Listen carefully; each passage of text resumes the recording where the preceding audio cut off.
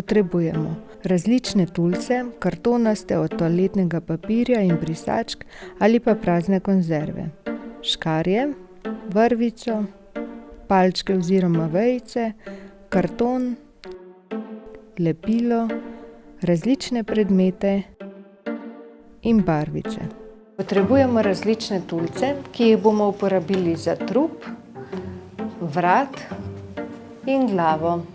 Oblikujemo glavo.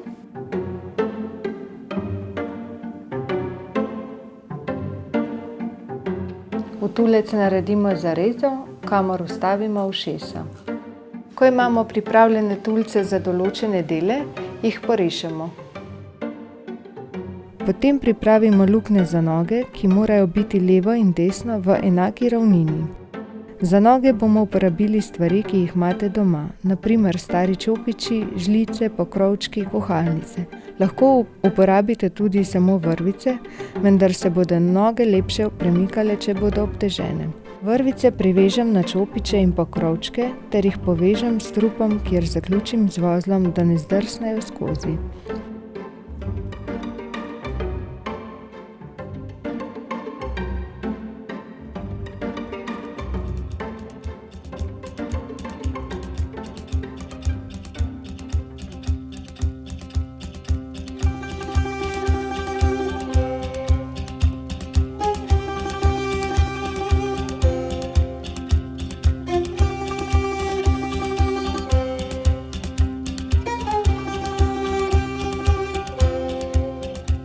Potem se lotimo povezovanja trupa, vratu in glave.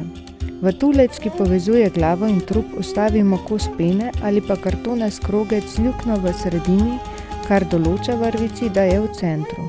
Ponovno naredimo luknje za vrvico in jih povežemo. Pri vratu smo pozorni, da vrvico napeljemo skozi vstavljeno peno ali karton, zaključimo z vozli.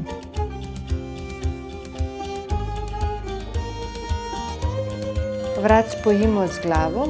Glava ima luknjo na sredini spodnjega dela.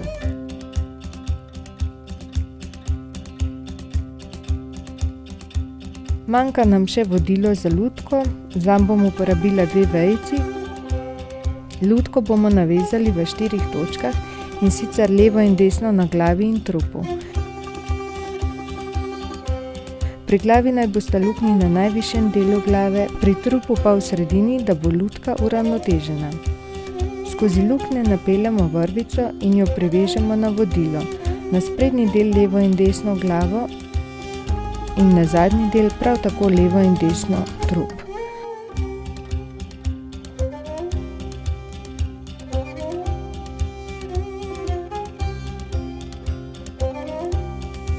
To je naša preprosta marioneta.